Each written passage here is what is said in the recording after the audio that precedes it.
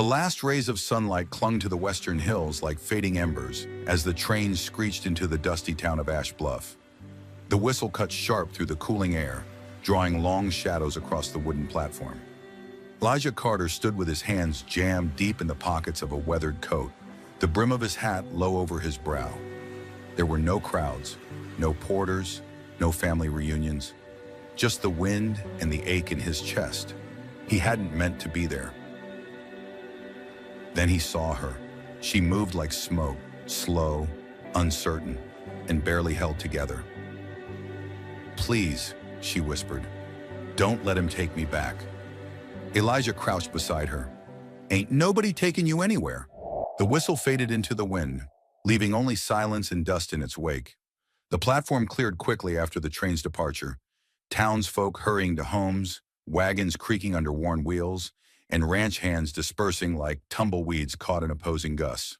Only Lydia Boone remained, curled where she had collapsed, one arm draped over her stomach, the other extended toward her dropped suitcase. Elijah Carter hadn't meant to move. He hadn't even realized he was striding toward her until he knelt at her side. The sun dipped lower behind the hills, casting her features in warm, bruised gold. Blood crusted at her temple. Her dress, what was left of it, was torn at the seams, soaked through with travel grime and desperation. The faint scent of iron and sweat clung to her like an accusation. "Miss," Elijah said softly, not wanting to startle her, "can you hear me?" Her lips parted, barely audible. "Don't send me back. Not please help me. Not where am I. Just that. Don't send me back." Elijah's throat tightened. "No one's sending you anywhere," he said, though he wasn't sure it was true. He looked around. A few townspeople hovered at a distance. Sheriff Tomlinson stood near the water trough, jaw set. Elijah had known that look before. Calculation and concern, tangled like barbed wire. "She yours?" Tomlinson asked, stepping closer. He wasn't accusing yet, but it was coming. "No," Elijah answered, standing slowly.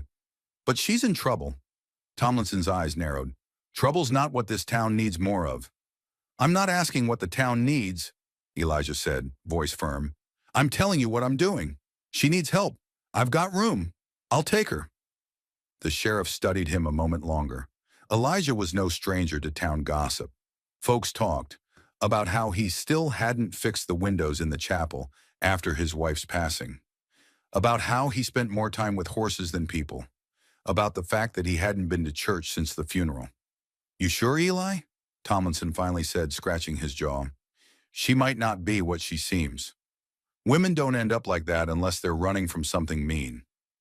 Elijah looked down at the woman again, at her torn blue dress, her too thin wrists, her trembling breath. "I know," he said, "and I've got more reason than most to know the kind of man who causes that." He gathered her into his arms. She stirred weakly but didn't speak again.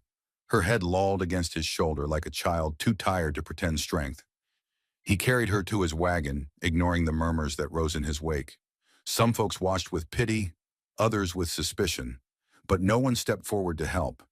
Tomlinson called out one last warning as Elijah climbed onto the bench beside her. "If there's trouble that follows, it's yours to clean up." "It already is," Elijah said. The ride out of town was slow. Lydia drifted in and out of consciousness, murmuring half-coherent fragments. Names he didn't recognize, prayers half said, apologies he didn't understand. He kept one hand on the reins and the other on her shoulder, steadying her each time the wagon jolted over a rut. By the time the ranch came into view, dusk had settled like smoke over the hills. The Carter place wasn't much to look at anymore. The barn leaned like an old drunk. The corral gate hung askew, but the roof didn't leak, and the walls kept out most of the wind. And more importantly, it was quiet. He parked the wagon near the porch and lifted her again. She was even lighter than he remembered. Her skin radiated heat, fever, most likely. He nudged the door open with his foot and carried her inside. The house smelled of dry timber and cold ashes. Elijah laid her on the cot in the corner room, the one that had belonged to Sarah once. He hadn't touched it in months. Dust coated the windowsill. The quilt was still folded at the end of the bed, sun-faded but whole. He fetched water from the basin and soaked a cloth, gently wiping the grime from Lydia's face. As the dirt came away, her features sharpened. Hollow cheeks, a soft jaw, lashes too long for the bruises beneath them. "What happened to you?" he asked quietly, not expecting an answer. Her eyes fluttered open for a moment. "Did I die?" "No, ma'am," he said. "You made it." Her lip trembled. Then her eyes rolled back, and she slipped again into unconsciousness. He sat back on his heels. She needed food, a doctor, clean clothes. He had some of that. He'd figure out the rest. But first he had to tell someone. Word would spread by morning, but better it come from him. He took one last look at the woman lying in his spare bed, whoever she was, whatever she carried, and stepped out onto the porch. The stars were just starting to show, pale and flickering, like they weren't sure if they belonged here yet. He understood the feeling. By morning, Lydia was burning with fever. Elijah sat beside the bed, the creak of the chair beneath him the only sound in the room. He changed her bandage twice, each time gentler than the last. She hadn't stirred beyond a few low murmurs in her sleep, words muddled by pain or memory. He couldn't tell. He'd heard names. Mama, Ruthie. No, please don't. Followed by something that sounded like a prayer or a plea. He hadn't lit the stove in the kitchen yet. Couldn't bring himself to leave her alone that long. The light outside the window was weak, winter thin despite being spring. He'd meant to ride to town this morning, speak with the doc or maybe Tomlinson, but the thought of leaving her unsettled him in a way he didn't like to admit. She stirred around mid-morning, not all at once, but in slow, blinking pieces. Her hand twitched first, then her head turned slightly against the pillow. Elijah leaned in. "You're safe," he said quietly. "No one's going to hurt you here." Her gaze found him, dazed and glassy. For a long time she said nothing. Then her dry lips parted. "Where am I?" "My ranch," he replied. "About 10 miles from town." Her brows pinched. "Town?" "Sweetwater Ridge," he said. "Wyoming territory. You got off the train yesterday evening. Fainted on the platform. I remember." She paused, her voice hoarse. "You were there." "I was." She blinked again. "Why?" Elijah hesitated. 1,000 reasons swirled in his head. None of them pretty. None of them neat. "Didn't feel right letting you fall," he said finally. A faint broken sound escaped her. A laugh maybe, or a sob. She tried to sit up, then winced and fell back against the pillow. "Easy," he said, rising to pour water into a chipped mug. He held it to her lips. She drank with small, slow sips. Her hands trembled so hard the cup rattled. When she finished, he set it aside. "You told me your name was Lydia Harper." "I did," she said. There was a pause. A small flicker of guilt crossed her face, visible even beneath the bruise blooming along her jaw. Elijah folded his arms. "Was it true?" She looked away. "Part of it." He waited. She didn't continue. "I'm not here to judge," he said after a beat, "but I need to know if someone's coming for you." She swallowed hard. "Someone might be." "That man you mentioned at the station?" She didn't answer, but the way her jaw clenched was answer enough. "He hurt you?" Still nothing, but her hand went to the bandage at her side. Elijah nodded slowly. "Then we don't need his name." I wasn't supposed to be on that train," she whispered. "It was meant for someone else. My sister." His brows lifted slightly. She was the one who agreed to be a mail-order bride. She had the letters, the contract, but she got scared last minute. Her voice cracked. "I didn't want her to go alone. I thought if I just rode with her to the station, I could help her stay calm. But then, he saw me, the man who paid for her, and he decided he wanted me instead." The confession sat heavy in the space between them. "He threatened my family," Lydia said, her voice shaking. "Said he'd ruin them if I didn't get on that train. And your sister? Back home, safe, as long as he thinks I'm his." Elijah exhaled slowly. "That why you're running?" Lydia nodded once. "You're not his," he said. Tears welled up in her eyes, but she blinked them back. "I know that now." He stood and moved to the window, pushing aside the curtain just enough to glance at the horizon. "I've known men like that," he muttered. "Ones who think they can buy people the way they buy land or horses." Silence. When he turned back, she was watching him. Her voice came softer this time. You don't have to keep me here. I know. I'll leave as soon as I can walk. I won't bring trouble to your door. I already opened it, he said simply. You being here don't change that. Lydia stared at him. Why are you doing this? Elijah didn't have a good answer. Not one that would make sense to her, or to anyone else, really. All he knew was that something about her made the empty corners of the house seem less cold. You remind me of someone, he said finally. Not in looks, just in the way you carry pain, like it's stitched into your skin. Lydia's throat worked as she swallowed. Her fingers tightened on the quilt. I'll go into town later, Elijah added, gentler now. See if Doc Baines is back. Maybe pick up supplies. She nodded. I could make a list. You don't have to do anything. But I want to. It was the first thing she'd said that didn't sound like it came from fear. He gave a short nod and turned toward the door. I'll make coffee. You hungry? Not yet, she murmured. Then after a pause, thank you, Mr. Carter. Elijah, he corrected. She smiled faintly. Then thank you, Elijah. He closed the door behind him, leaving her in the quiet warmth of the room. Outside, the wind had picked up. It whistled through the eaves and rustled the dry grass along the porch steps. But inside that room, for the first time in what felt like forever, there was stillness. Not just silence, something steadier. Something that felt a little like peace. The next 2 days passed like breath held underwater. Lydia barely left the bed, her body slow to heal, though the fever had broken. She slept often, drifting in and out, while Elijah kept watch, splitting his time between nursing her and keeping the ranch from falling further into ruin. He fed the animals, fixed a loose shutter, patched a hole in the barn roof. He hadn't realized how many chores he'd let slip until he had someone new watching. It wasn't that Lydia asked anything of him, quite the opposite.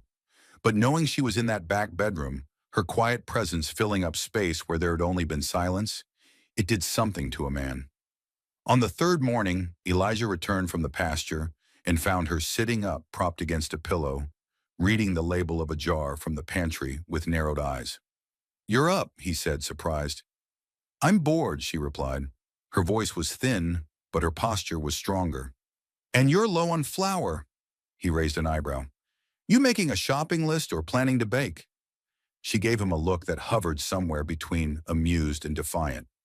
If I'm going to be a burden, I might as well be a useful one. You're not a burden. Her fingers tightened on the jar, and for a long moment she said nothing. Then quietly, I know what people must think. About me being here. About what I must be to a man like you. Elijah leaned a shoulder against the doorframe, arms crossed. You're not what they think, whatever that is. Her eyes narrowed, voice sharper than before. Go on, say it. You think I'm trouble. Everyone else does. Elijah's brow lifted, calm but firm. I think you're assuming a lot for someone who hasn't heard me out. That gave her pause. She opened her mouth, then stopped. Fine. I'm listening. Her eyes met his, direct for once. And what do you think I am? I think you're someone who's been hurt and got back up anyway. He shrugged. That's more than most. She blinked, a little taken aback. Then slowly, a ghost of a smile tugged at her mouth. You always talk like that? Like what? Like you've been living in a novel no one finished writing. He huffed out something that might have been a laugh. Maybe I have.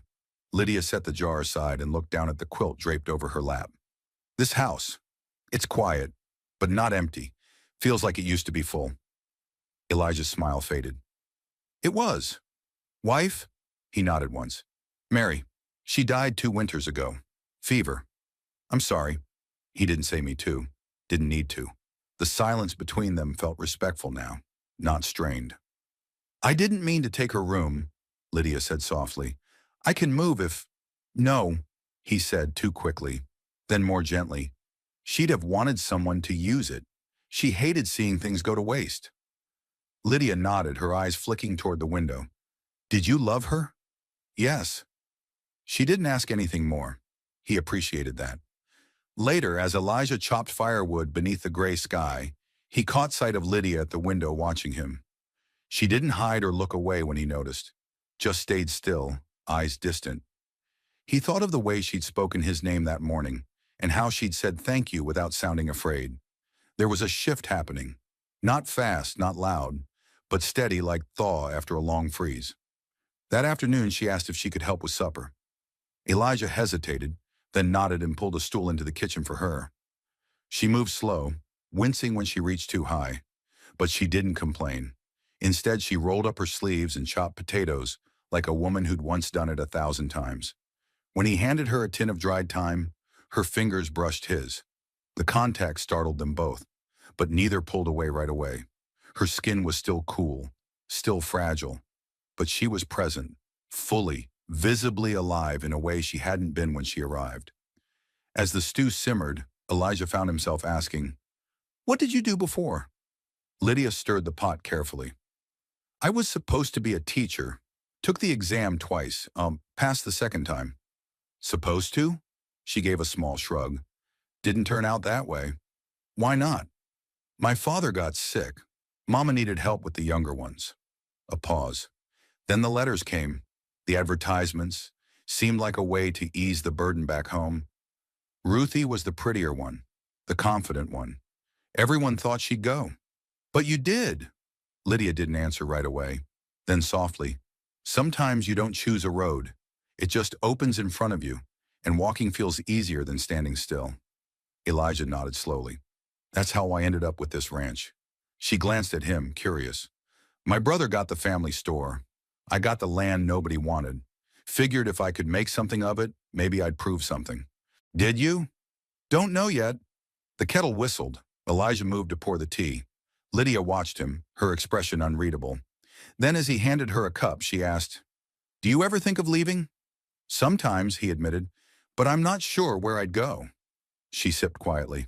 "That makes two of us." As night settled around the house, the wind picked up, whistling through the cracks like a distant song. Elijah added more wood to the stove. Lydia leaned back in her chair, cradling her cup like it held the only warmth in the world.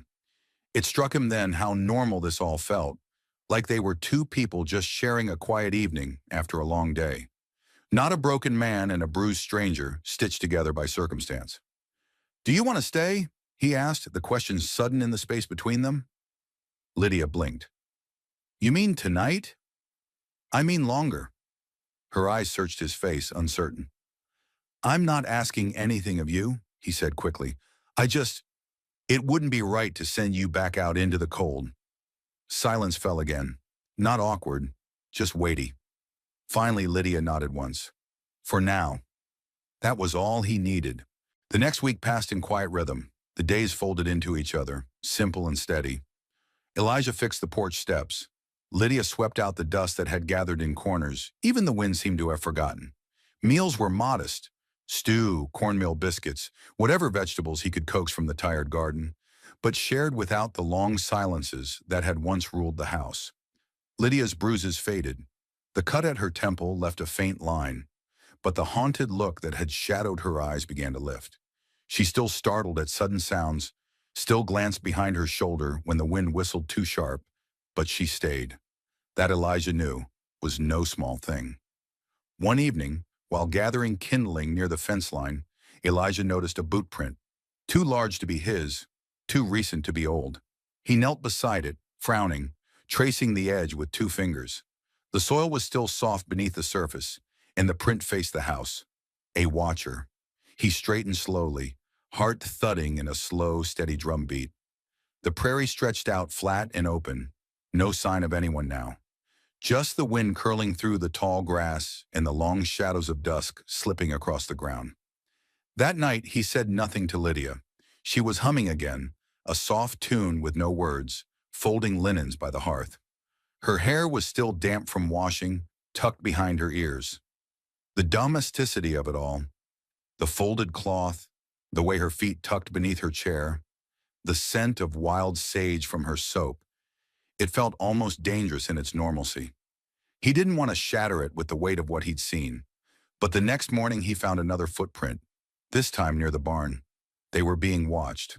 When he brought it up, Lydia's face drained of color. "Elijah," she said, her voice barely more than a whisper. "He'll come for me. I knew he would." "Who?" She hesitated. Then, Elias Danner. The name landed heavy in the air. He's the man you ran from, Elijah asked. Lydia nodded slowly. He wasn't always cruel. Not at first.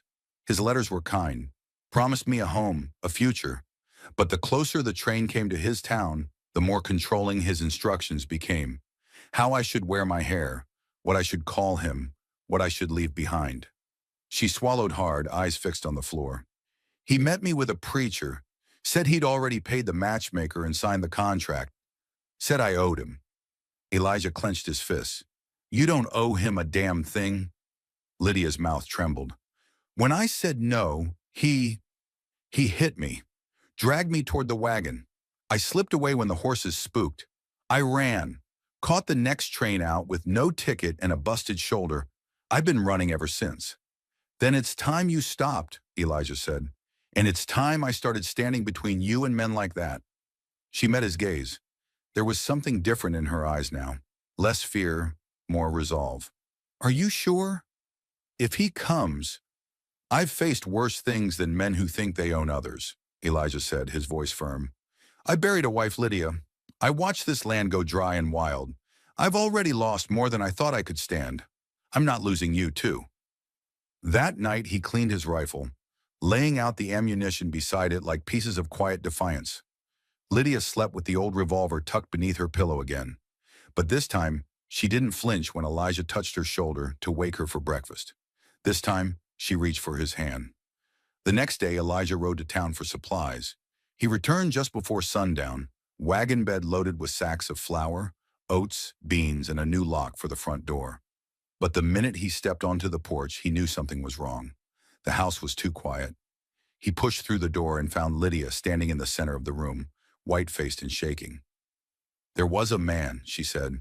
He didn't knock, just stood out there watching. I stayed inside like you told me, but he left something. Elijah followed her to the porch. A single object sat on the step, a glove, men's leather, worn thin at the knuckles. Inside, a folded scrap of paper. She belongs to me. I'm coming soon. No name, no signature, just a promise. Elijah folded the note carefully, like he might crumple the thread if he pressed too hard. We'll be ready, he said. Lydia didn't speak for a moment. Then she looked up at him, eyes clearer than he'd ever seen them. I don't want to run anymore. You won't, he promised. That night they ate in silence.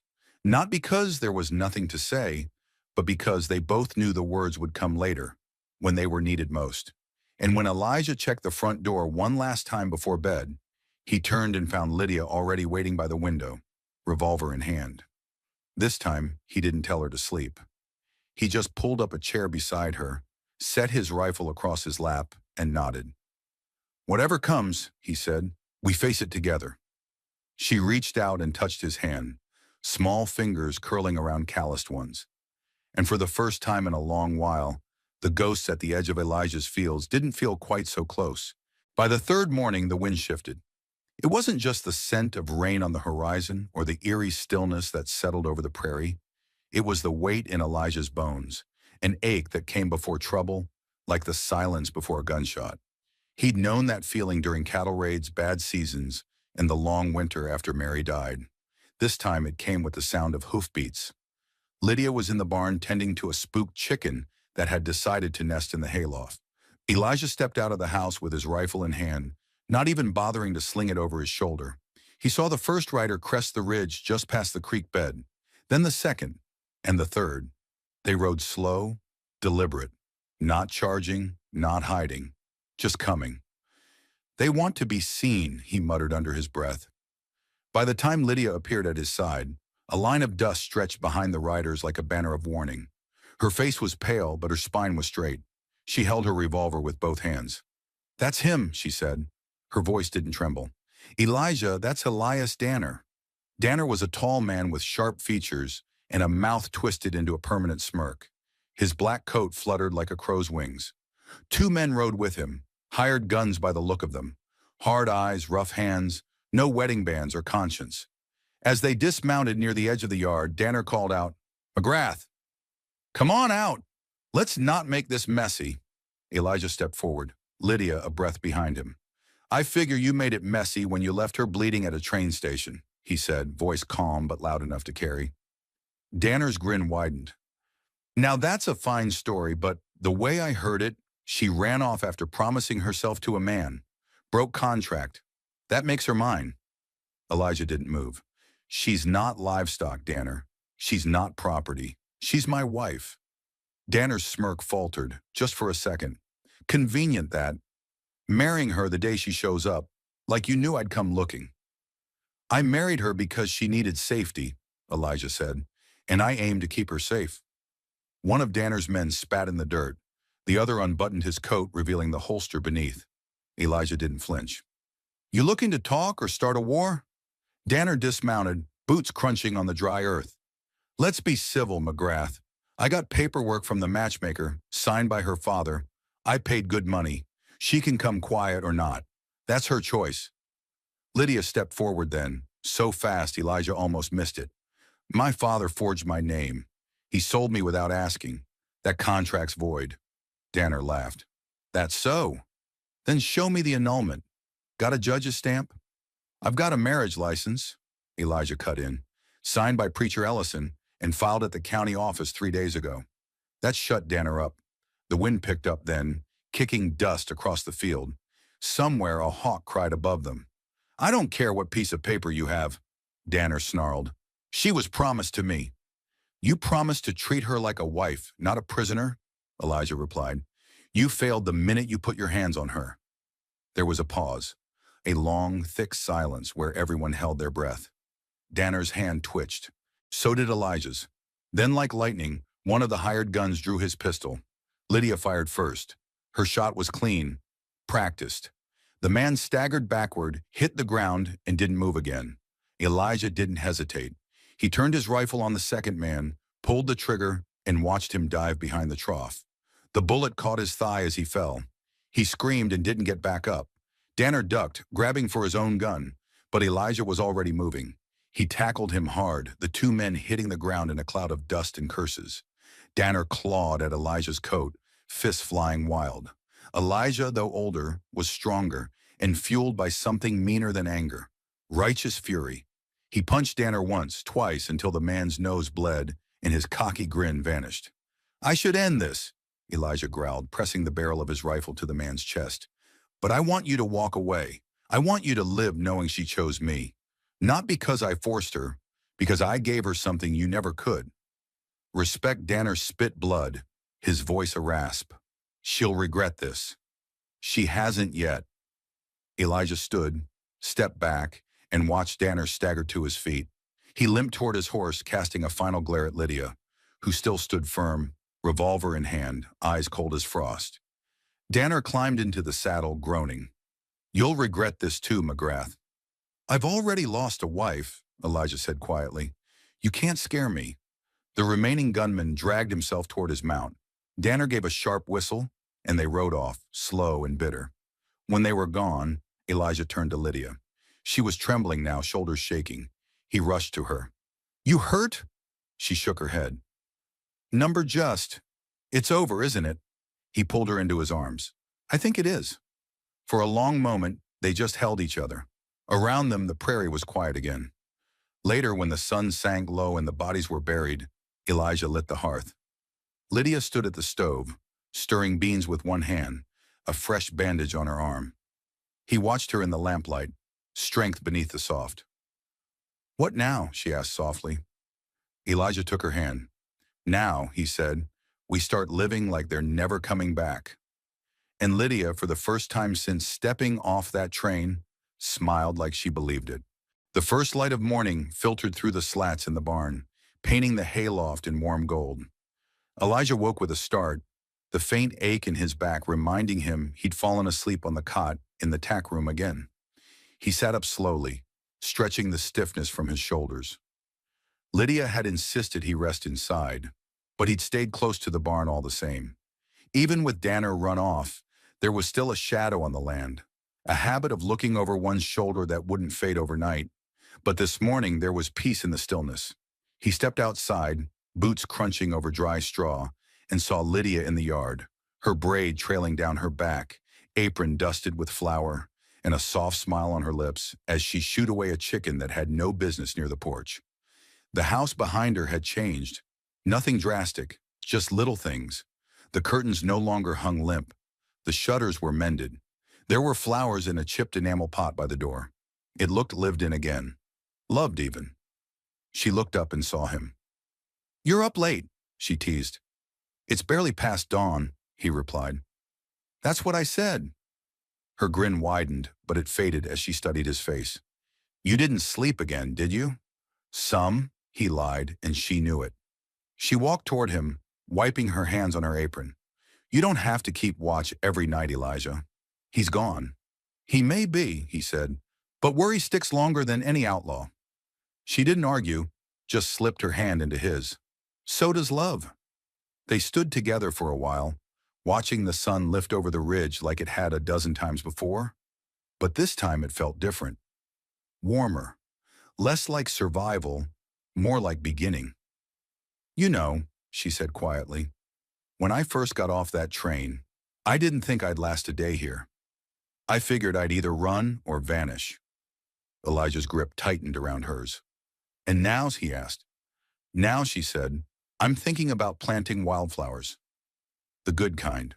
The ones that fight to grow where no one thinks they will." Later that afternoon, Elijah found her kneeling by the fence, planting marigolds where the ground cracked, just to see if anything would bloom. Elijah chuckled. "Sounds familiar." They spent the morning cleaning out the shed near the chicken coop, what had once been Mary's garden shed. Lydia had tiptoed around it for weeks, never asking, always waiting for permission, without knowing if she had it. Today, Elijah handed her the key. Inside, the dust hung thick and the air was stale. But the bones were good. A rusted hoe leaned in the corner beside a cracked watering can. On the shelf, a leather-bound book, Mary's planting journal, waited like it had always expected someone to open it again. Lydia picked it up gently. "She kept notes on every flower." "Every seed," Elijah said, "even made up names for the strays that came in on the wind." Lydia flipped through a few pages. She had a tender heart. "She did." He paused. "You remind me of her, sometimes. Not in looks or voice. Just, in the way you fight quiet, in how you find beauty in broken things." She closed the journal. "That's kind of you to say. It's not kindness, just truth." In the days that followed, they made slow progress. Lydia dug up the garden plot, her hands blistered but proud. Elijah repaired the broken window in the parlor, then built a small bench for her to rest on near the porch. Together, they walked the fence lines, checking for loose boards and watching the horizon. Not in fear, but in wonder. Lydia collected river stones, stacking them in odd little towers near the barn. "For luck," she claimed.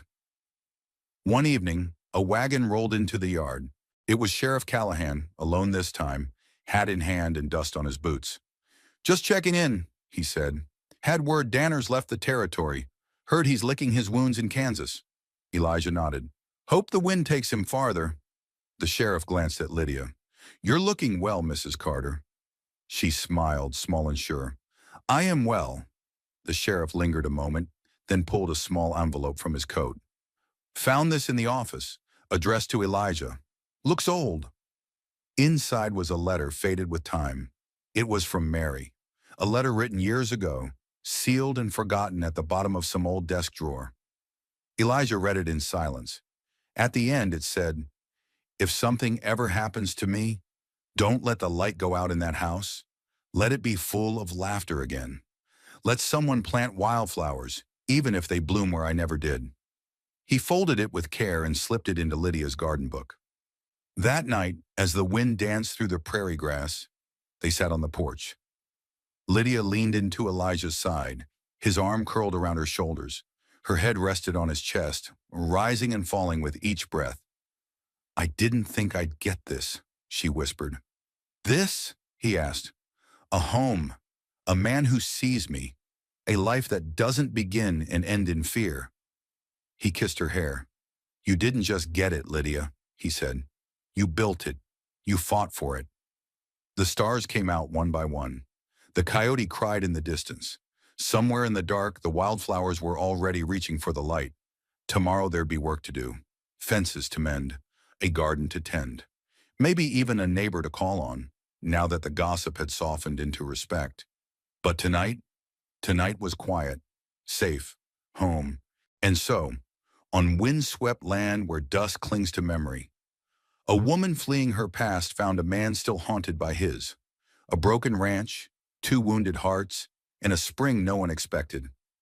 Perhaps fate doesn't shout, it whispers. And perhaps love doesn't arrive in grand declarations, but in quiet glances and the sound of boots beside yours.